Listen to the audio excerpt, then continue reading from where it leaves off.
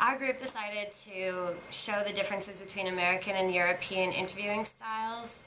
Since we live in a global economy, it's very important to know about different cultures and how to conduct yourself in an interview. While you're watching, make sure you take notice of their responses, their body language, and how they sell themselves.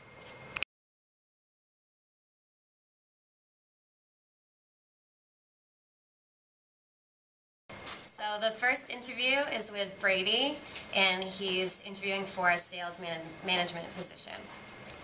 Hi Brady, thank you for coming in today. Hi, my name is Brady Schwann. Nice to meet you. Nice to meet you as well.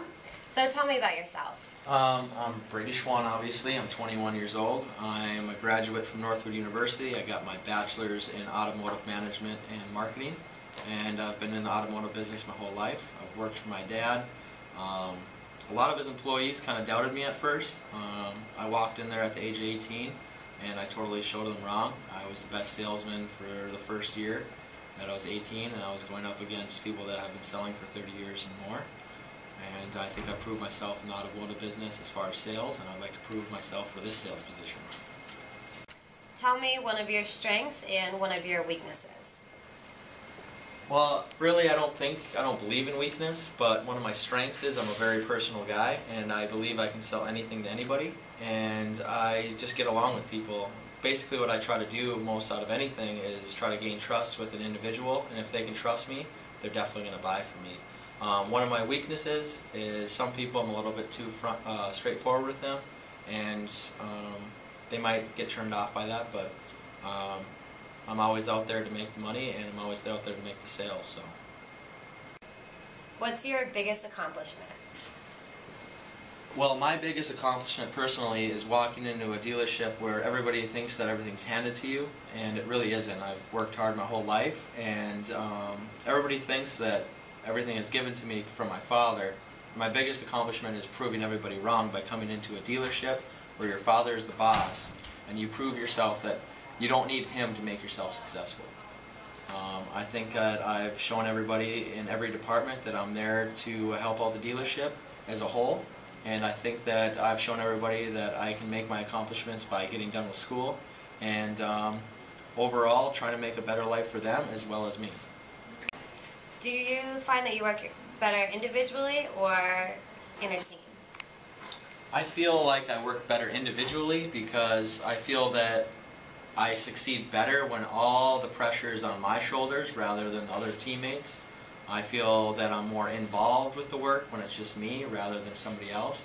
Don't get me wrong, I can work with a team if needed, but I'm in it for myself more or less, and I feel like I'm more goal-oriented when I'm working on a project by myself.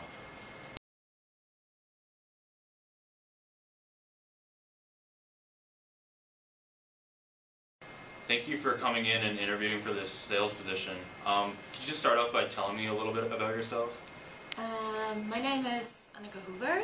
I'm from Sweden, and I'm newly graduated from Northwood University in Florida, United States. And I'm very good at communicating and working with other people. And I think I would be a good fit for this position since I'm very team-oriented and I do very well with handling people. Yeah.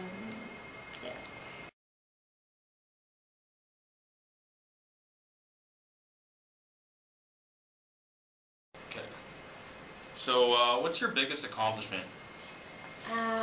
One of my biggest accomplishments must be when my team in a large term project we had managed to do big research on soccer teams back home on the top level for men and women, and we compared the organizations and the opportunities they had, and we actually managed to sell that to the Swedish Soccer Association, and they took it in and read it and have used that information to improve the organizations all over Sweden. So would you say that you work better individually or on a team?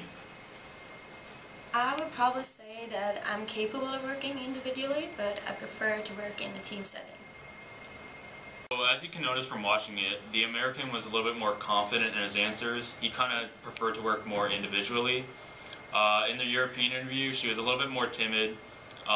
She pointed out that her strengths were working as a team. You can also notice that the American was actually better at selling himself as an individual than the European.